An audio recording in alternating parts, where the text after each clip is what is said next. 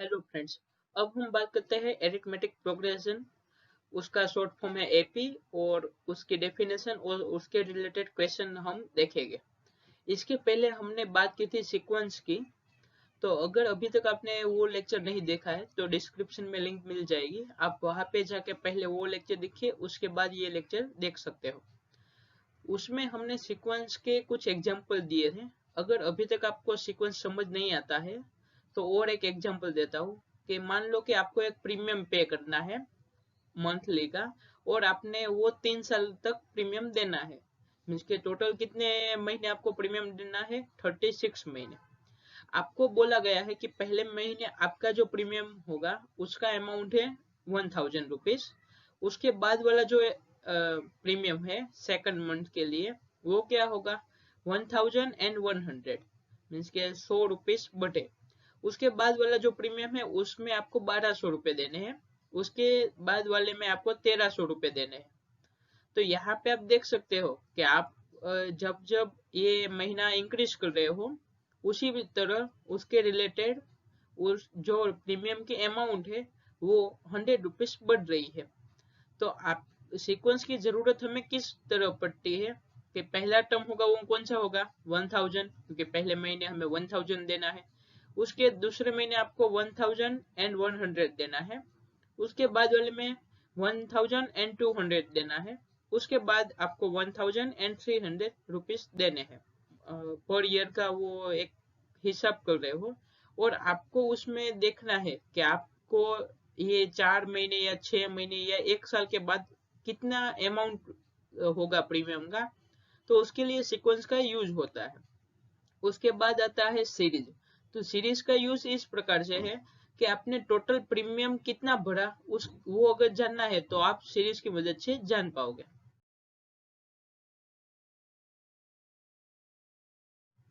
अब हम बात करते हैं एरिथमेटिक प्रोग्रेशन की। तो एक सीक्वेंस लेनी है आपको, A1 A2 A3 up to AN। उसको हम एरिथमेटिक सीक्वेंस अथवा तो एरिथमेटिक प्रोग्रेशन है ऐसा कब कहेंगे? If AN plus 1 is equal to AN plus D। यहाँ पे n नेचुरल नंबर है। आप यहाँ पे कहना क्या चाहते हैं कि AN plus 1 is equal to AN plus D। यहाँ से आप राइट साइड वाला जो AN है उसको लेफ्ट साइड ले जाओ तो क्या मिलेगा? AN plus 1 minus AN is equal to D। तो जो दो टर्म के बीच का जो डिफरेंस होगा वो आपको कैसा मिलना चाहिए? फिक्स नंबर D मिलना चाहिए। अब D की वैल्यू कोई भी हो सकती है, पॉजिटिव नेगेटिव कुछ भी।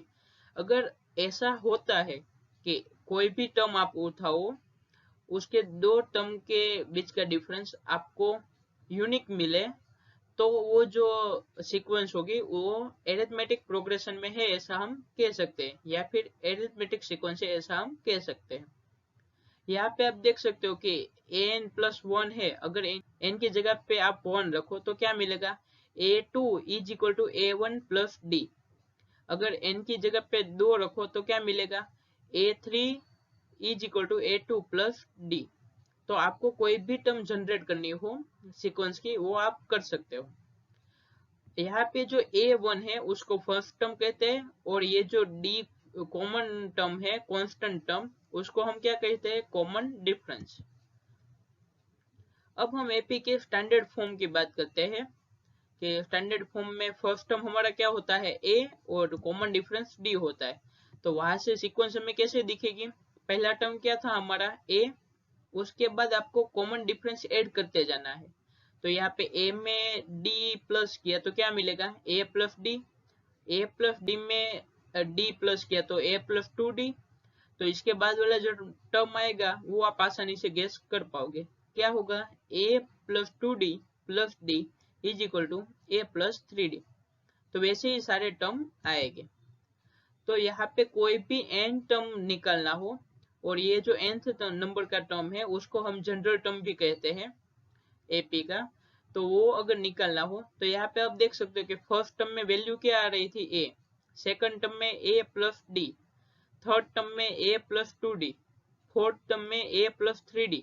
मीन्स यहाँ पे जो 2 है उसकी जगह वो हमारे थर्ड टर्म है। तो 3 माइनस 1 इज इक्वल टू 2 आ रहा था। फोर्थ टर्म में 4 माइनस 1 इज इक्वल टू 3 आ रहा था यहाँ पे। तो वैसे ही n नंबर का टर्म होगा वो कैसे दिखेगा, a तो एज इट इज, सभी में a है ही, तो a प्लस, अब यहाँ से n है तो n की जगह पे n माइनस 1 और ये d मल्टीप्लाई में एज इट इज, तो an इज इक्वल टू हमें क्या मिला, a plus n minus 1 time d। अभी हमने देखा कि एरिथमेटिक प्रोग्रेशन की डेफिनेशन क्या थी। तो एरिथमेटिक प्रोग्रेशन कब हम कोई भी सीक्वेंस है वो एरिथमेटिक सीक्वेंस या फिर एरिथमेटिक प्रोग्रेशन है ऐसा कब कह सकते हैं कि उसके दो कंजुगेटिव टर्म का डिफरेंस यूनिक मिलना चाहिए सारे n के लिए, तो तब हम कहेंगे कि वो जो सीक्वेंस है वो एरिथमेटिक सीक्वेंस है या फिर एरिथमेटिक प्रोग्रेशन में है। तो अब हम यहाँ पे कुछ सीक्वेंस देखते हैं कि वो पहले एरिथमेटिक प्रोग्रेशन में है या नहीं, वो चेक करेंगे। तो यहाँ पे आप देख सकते हो कि पहला टर्म क्या है, 2 है, उसके बाद वाला टर्म है 4, उसके बाद वाला टर्म है 6, 8, 10, 12। तो यहाँ से फर्स्ट टर्म से आप सेकंड टर्म में जाओगे ना, तो आप यहाँ पे दो नंबर बढ़ रहे, 4 to 6 गए तो भी 2 प्लस हुए, 6 to 8 गए तो भी 2 नंबर प्लस हुए, 8 to 10 गए तो भी 2 नंबर प्लस हुए, 10 to 12 गए तो भी 2 नंबर प्लस हुए। तो यहाँ पे आप देख सकते हो कि सभी में आपको क्या क्या दो नंबर ऐड करते जाओगे तो आपको ये एरिथमेटिक ये जो सीक्वेंस है वो मिल रही है। यहाँ पे कोई भी दो कंजुगेटिव टर्म लो, उसमें से उसका डिफरेंस क्या आएगा, यूनिक नंबर 2 ही मिलेगा, वो आप देख सकते हो। तो ये वाली जो सीक्वेंस है वो एरिथमेटिक प्रोग्रेशन में है ऐसा हम कह सकते हैं। और यहाँ पे आपको कॉमन डिफरेंस डी की वैल्यू कितनी मिलेगी, 2, क्योंकि यहाँ पे a n plus 1 is equal to a n plus 2 है, 10 इज इक्वल टू 8 प्लस 2 लिख सकते हैं, 8 इज इक्वल टू 6 प्लस 2 लिख सकते हैं। तो यहाँ पे जो कॉमन डिफरेंस है वो क्या है हमारा डी, और ए की वैल्यू कितनी है, first term is equal to 2 है, वो आप देख सकते हो।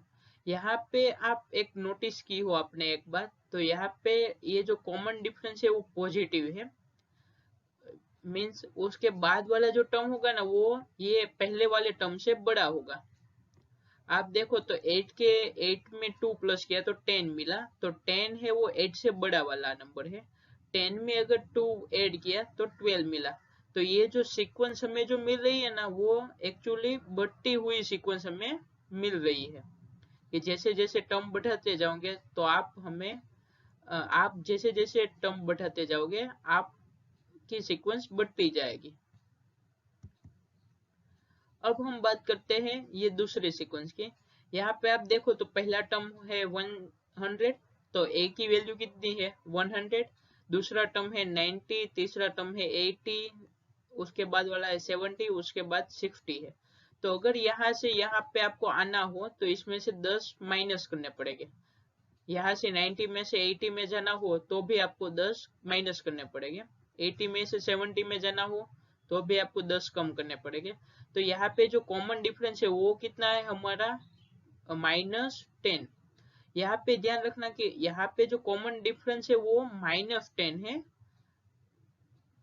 +10 नहीं है। तो कोई बार एमसीक्यू या फिर ऑप्शनल पार्ट में भी पूछा जा सकता है कि डी की वैल्यू यहाँ पे कितनी है ये वाली सीक्वेंस में, तो याद रखना -10 आएगा। और यहाँ से हमें कोई भी ए एन प्लस 1 हो उसको हम लिख सकते हैं कि ए एन -10। तो ये वाली जो हमारी सीक्वेंस है वो एरिथमेटिक सीक्वेंस है। यहाँ पे आपने ध्यान से नोटिस किया हो तो पहला टर्म है 100, उसके बाद वाला है 90, उसके बाद वाला है 80, उसके बाद 70। जैसे जैसे आप टर्म बढ़ा रहे हो वैसे आपके सीक्वेंस ये जो नंबर है उसकी वैल्यू कम होती जा रही है। तो ये कैसी सीक्वेंस है, एक डिक्रीसिंग सीक्वेंस है। तो जब भी डी की वैल्यू नेगेटिव होगी तब ये हमारी सीक्वेंस कैसी होगी, डिक्रीसिंग सीक्वेंस होगी। इसके बाद हम देखते हैं कि यहाँ पे सारे टर्म की वैल्यू कितनी है, 4 है। यहाँ पे पहला टर्म 4, उसके बाद वाला 4, उसके बाद वाला टर्म भी 4 है। तो यहाँ से यहाँ पे आपको जाने के लिए कितने ऐड करने पड़ेंगे, 0। यहाँ से 4, ये 4 में से ये 0, बाद में फिर से 0 0 0 ऐड करते जाओगे तो आपको ये मिल जाएगा। तो हमारे एरिथमेटिक प्रोग्रेशन की डेफिनेशन क्या थी कि an+1 is equal to an plus हमें an प्लस डी हमें दिखना चाहिए। तो यहाँ पे आप देख सकते हो कि डी की वैल्यू क्या होगी 0। तो always an+1 is equal to an होगा, और हमें वहां पे डी की वैल्यू पे कोई पाबंदी नहीं थी कि वो पॉजिटिव या नेगेटिव ही होना चाहिए, वो 0 भी हो सकता है। तो ये सीक्वेंस भी हमारी एरिथमेटिक सीक्वेंस या फिर एरिथमेटिक प्रोग्रेशन में है, ऐसा हम कह सकते हैं। और ऐसी जो सभी टर्म की वैल्यू सेम हो वो वाली सीक्वेंस को कांस्टेंट सीक्वेंस कहते हैं, वो आप हायर स्टैंडर्ड में स्टडी करोगे। अब हम प्रॉपर्टीज ऑफ एपी देखते हैं। पहली प्रॉपर्टी है, कोई एक एरिथमेटिक प्रोग्रेशन में सीक्वेंस दी गई है या फिर एरिथमेटिक सीक्वेंस है, उसमें आप कांस्टेंट ऐड करोगे तो रिजल्टिंग जो सीक्वेंस होगी वो भी एपी ही होगी, मींस के एरिथमेटिक प्रोग्रेशन में ही होगी। यहाँ पे एक सीक्वेंस लेता हूँ 2 4 6 8 10 12, ये इवन नंबर के सीक्वेंस है। यहाँ पे मैं 1 ऐड करता जाऊँ सभी टर्म में, तो 2 में 1 ऐड करूंगा तो 3, 4 में 1 ऐड किया तो 5, वैसे ही 12 में ऐड किया तो 13 मिला मुझे। तो ये नई जो सीक्वेंस है वो भी अब देखो तो एरिथमेटिक प्रोग्रेशन में ही है, और उसका जो कॉमन डिफरेंस है वो क्या है 2 है। यहाँ पे कॉमन डिफरेंस 2 था और यहाँ पर भी हमें कॉमन डिफरेंस 2 ही मिल रहा है। तो जब भी हम कांस्टेंट ऐड करते हैं तो सीक्वेंस जो नई बनेगी वो भी एरिथमेटिक प्रोग्रेशन में होगी, और उसमें कॉमन डिफरेंस की वैल्यू जो होगी वो पहले जितनी वैल्यू थी उतनी ही वैल्यू यहाँ पर भी हमें मिलेगी।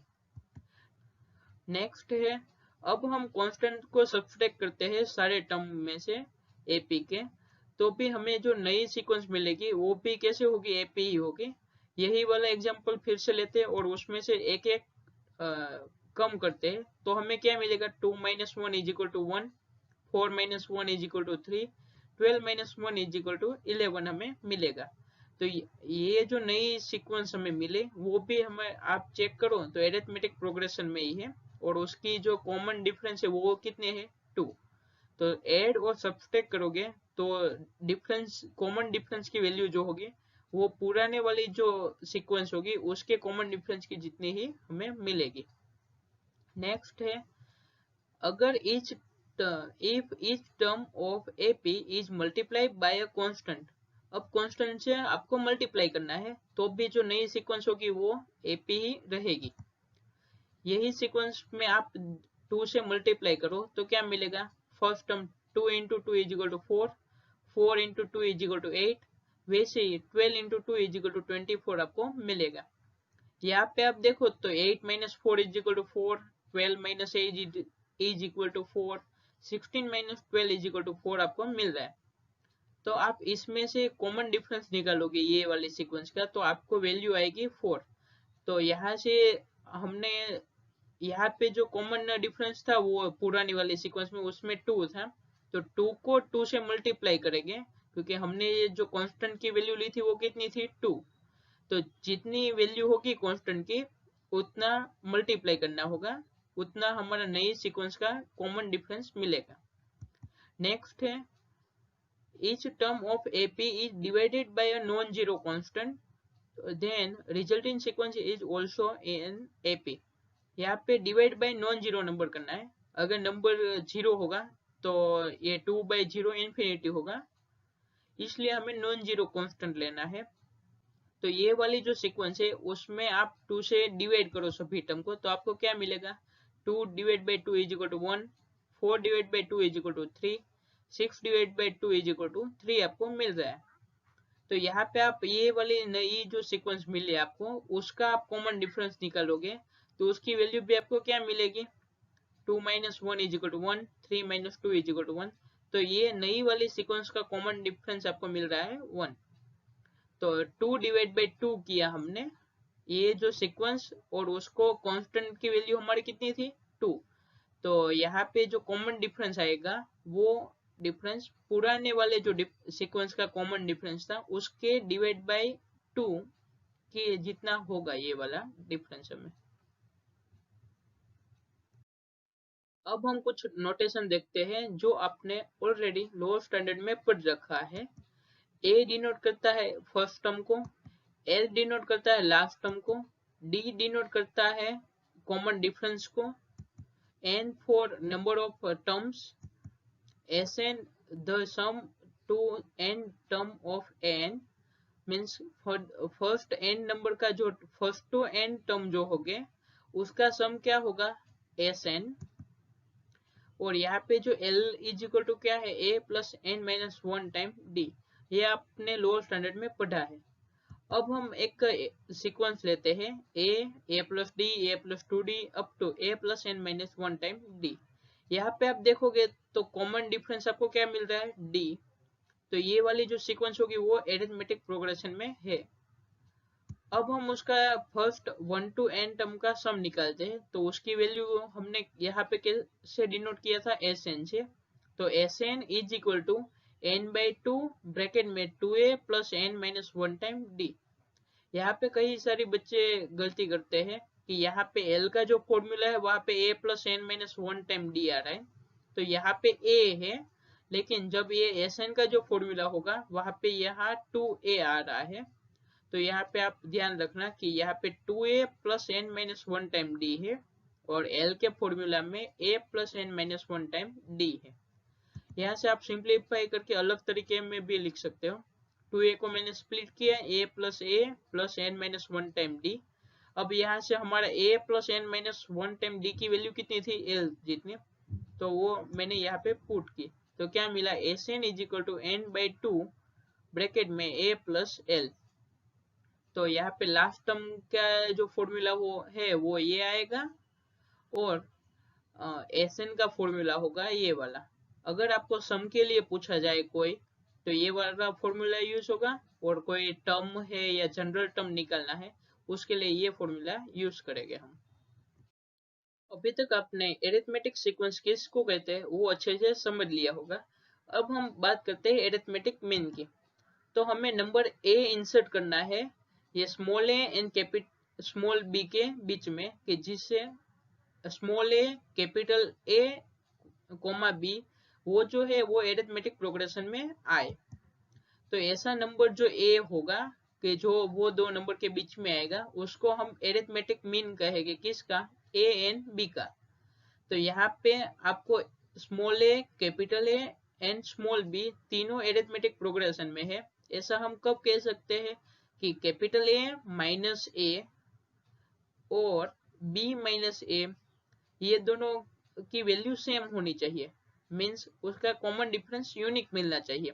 तो कॉमन डिफरेंस क्या होगा, a minus small a, b minus capital A, तो वो हमारा डिफरेंस है, तो वो हमें सेम करना है। तो capital A minus small a is equal to small b minus capital A होगा। यहाँ से आपको अगर कैपिटल A की वैल्यू फाइंड करनी है, तो ये वाला A है कैपिटल A, उसको आप लेफ्ट हैंड साइड पे ले जाओ तो क्या मिलेगा, 2a इज इक्वल टू, और ये स्मॉल a की वैल्यू आप राइट हैंड साइड पे ले जाओ तो 2a is equal to small b plus a, implies a is equal to क्या मिलेगा, a प्लस b बाई 2। तो मैंने यहाँ पे दो नंबर लिए हैं 2 एंड 10, तो ये बीच में मैं एक नंबर रख रहा हूँ 6। तो यहाँ से आप देखो तो 6 माइनस 2 कितना होता है, 4, और 10 माइनस 6 इज इक्वल टू 4 होता है। तो ये जो हमारा 6 है वो हमारा एरिथमेटिक मीन होगा। एरिथमेटिक मीन को हम शॉर्ट में AMB कहते हैं। अगर आपको ये एरिथमेटिक मीन की वैल्यू निकालनी हो तो किस प्रकार से निकालोगे, यहाँ पे ये जो फॉर्मूला है उसमें सिंपल से एक ही जगह पे आपको क्या रखना है, 2 एंड b की जगह पे आपको 10 रखना है। तो क्या आएगा, 2 प्लस 10 is equal to 12, 12 by 2 is equal to 6 हमें मिल जाएगा आंसर। अब ये हमने दो नंबर के बीच में एक नंबर इंसर्ट करने वाली देखा। किसी के दिमाग में ये क्वेश्चन भी आ रहा होगा कि अगर हमें दो नंबर दिए गए हैं उसके बीच में हम 4 या 5 या 6 नंबर रख सकते हैं, कि जिससे हमें जो सीक्वेंस मिलेगी, जो नई सीक्वेंस, वो हमें एरिथमेटिक प्रोग्रेशन में होगी। तो इसके बारे में हम अब देखते हैं। अब हम देखते हैं कोई दो नंबर के बीच में जनरली n नंबर पुट करने हो तो वो हम किस प्रकार से कर सकते हैं कि जिससे हमें जो नई वाली जो सीक्वेंस मिलेगी वो एरिथमेटिक सीक्वेंस या फिर एरिथमेटिक प्रोग्रेशन में हो। Let a1 a2 a3 up to an ये टोटल n नंबर इंसर्ट करने हैं a एंड b के बीच में कि जिससे हमें a capital A1 A2 A3 up to an इन कोमा स्मॉल b वो हमें एरिथमेटिक प्रोग्रेशन में मिलना चाहिए। तो यहाँ पे जो फर्स्ट टर्म कौन सा होगा a, second term a1, third term a2, वैसे ही an होगा वो n+1 नंबर का टर्म होगा और ये जो b है वो n+2 नंबर का टर्म होगा। तो b n+2 नंबर का टर्म है तो कोई भी हमें जनरल टर्म निकालना हो उसकी वैल्यू क्या थी कि a plus n-1 time d। हमें b की वैल्यू फाइंड करनी है तो b इज इक्वल टू क्या आएगा a प्लस ये b कौन से नंबर का टर्म है n+2 नंबर का टर्म तो n की जगह पे n+2 आएगा तो n+2 -1 इंटू b यहाँ से 1 कैंसिल हो जाएगा तो क्या बचेगा अंदर n+1। तो हमें b की वैल्यू क्या मिली b is equal to a plus n-1 times d। तो यहाँ से हमें d की वैल्यू फाइंड करोगे तो क्या मिलेगा b माइनस a को लेफ्ट हैंड साइड पे ले जाओ तो क्या है b minus a divide by n+1। तो हमें कॉमन डिफरेंस d की वैल्यू मिल गई। तो ये कॉमन वैल्यू d क्या फॉर्मूला है कि d की वैल्यू फाइंड करनी हो आपको a b और n दिया गया हो तो किस प्रकार से आप फाइंड कर सकते हो। तो पहला टर्म क्या आएगा a1, पहला टर्म तो a है बाद में ये जो a1 हमें इंसर्ट करना है उसमें a1 की वैल्यू क्या होगी a प्लस डी, उसके बाद a plus 2d a plus 3d up to a plus nd आएगा और d की वैल्यू आप यहाँ से फाइंड कर सकते हो इजीली।